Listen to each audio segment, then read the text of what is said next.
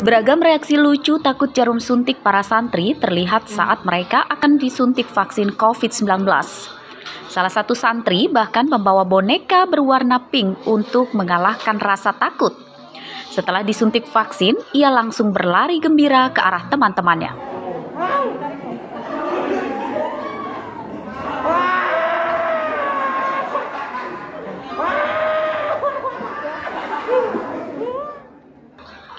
Ada juga santri yang saat akan disuntik vaksin merapal doa dan membaca salawat sambil memejamkan mata. Saking takutnya, ia bahkan lupa cara menghitung saat ditanya oleh petugas vaksinator untuk meredakan ketakutannya.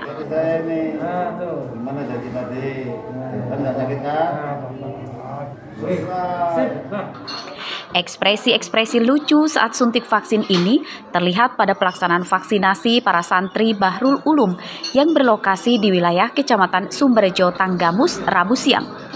Para pengajar maupun petugas vaksinator tampak tertawa geli melihat ulah mereka.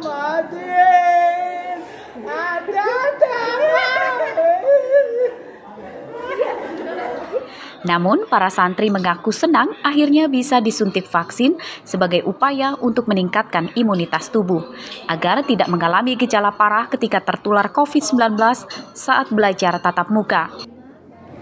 Trauma, Pak. Trauma kenapa? Suntik, panik. Oh, panik. Ya. Tapi pas disuntik apa rasanya? Hah? Rasanya wow. Wow. Nice. Ini kau bawa boneka seperti apa deh? Ini karena dia selalu menemani saya di Saya dipegang-pegang bawa. Belum sih, Pak. Pihak pengasuh Ponpes juga menyatakan sangat mendukung program vaksinasi pelajar maupun santri supaya proses belajar mengajar berjalan lancar. Belum pernah mengalami vaksin seperti itu mungkin. Jadi wajar lah, namanya juga anak-anak masih takut dan lain sebagainya. Hasil vaksinasi ini kalau pantauan dari Bapak, apakah ada yang keluhan atau Enggak. pasca ini? Alhamdulillah selama ini enggak, dan mudah-mudahan seterusnya bisa berjalan lancar, santri nggak ada keluhan, sehat semua. Pelaksanaan vaksinasi digelar oleh pihak Polres bersama dengan Dinas Kesehatan Tanggamus. Andri Kurniawan melaporkan dari Tanggamus.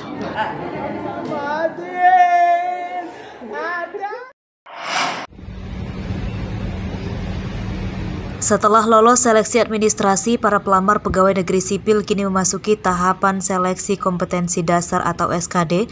Pelaksanaan SKD serentak dimulai sejak 2 September lalu.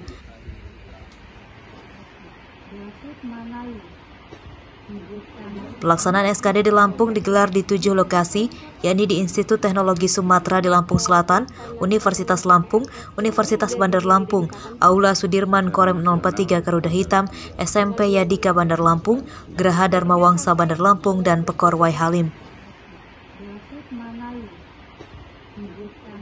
Tes SKD ini meliputi tes wawasan kebangsaan, tes intelijensia umum, dan tes karakteristik pribadi dengan bobot nilai yang sudah ditentukan. Kalau di UPT sampai tanggal 2 Oktober. Nah, kalau di Lampung ada 7 titik lokasi, ya.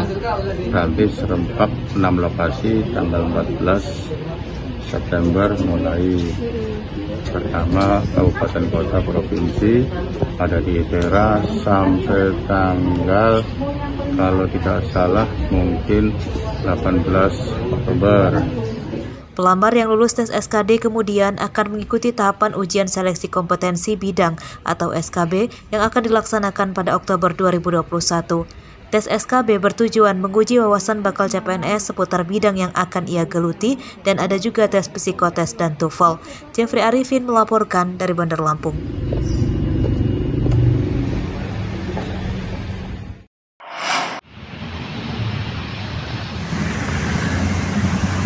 Untuk mendukung latihan atlet selam jelang Pekan Olahraga Nasional atau PON di Papua, salah satu perusahaan plat merah yang bergerak di bidang perkebunan memberikan bantuan kompresor.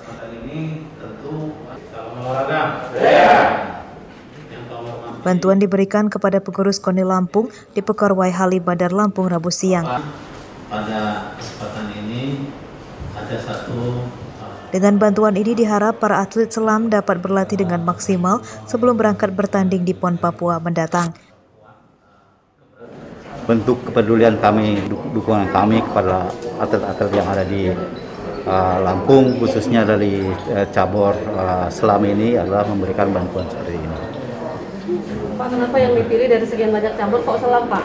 Karena kalau biasanya kalau cabang yang lain itu banyak peminat. Salah satu yang kurang mendapatkan perhatian tentunya adalah olahraga selam ini. Itulah bentuknya. Peralatan olahraga selam yang dimiliki KONI Lampung saat ini masih terbatas, sebab peralatan olahraga ini terbilang mahal. Di selam peralatannya ada banyak yang kami butuhkan, dan nominalnya atau harganya juga relatif mahal. Jadi kami benar-benar membutuhkan bantuan dalam sarana-prasarana peralatan. Selain memberikan bantuan kepada atlet selam menjelang Pekan Olahraga Nasional di Papua, perusahaan plat merah ini juga memberikan bantuan 1.500 paket sembako untuk warga terdampak pandemi COVID-19 di wilayah Lampung Selatan.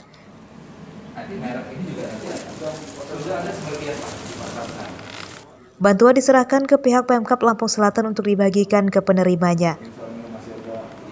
Harapan kami ini sebagai bentuk kepedulian PT PN 7 selaku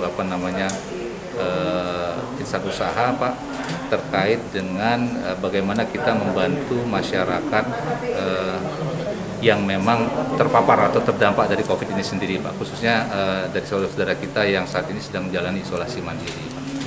Berharap kalau memang ada pihak-pihak yang akan menyumbangkan vitamin, ini juga bisa disalurkan.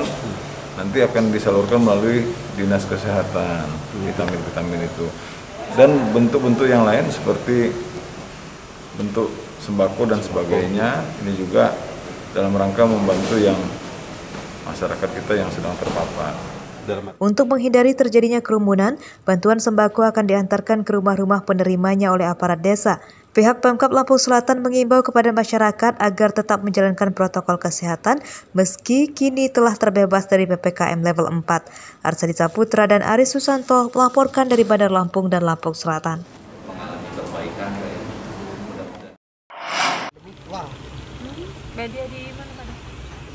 Harga cabai yang beberapa hari lalu terpuruk kini mulai merangkak naik. Di tingkat petani yang dibeli oleh Tengkulak, harga cabai pekan kemarin di bawah Rp10.000 per kilogram. Dan kini sudah naik menjadi Rp13.000 per kilogram. Iya. Nyari kalau menyambel, Mas? Iya. Biar percaya cabai itu pedas. Meski demikian, harga cabai pada Rabu siang kemarin diklaim para petani belum normal. Rendahnya harga cabai ini dikeluhkan para petani di Desa Hanakau, Kecamatan Sukau, Lampung Barat. Meski tidak rugi, namun harga cabai Rp13.000 saat ini membuat petaninya tidak untung. Kembali, kita harus menghitung dengan biaya berapa lebih. Mereka berharap pada panen berikutnya harga cabai sudah kembali naik. Para petani mengaku harga ideal cabai minimal Rp20.000 per kilogram. Untuk harga segitu, mungkin dari kita sendiri pada ada kerugian nggak, Pak?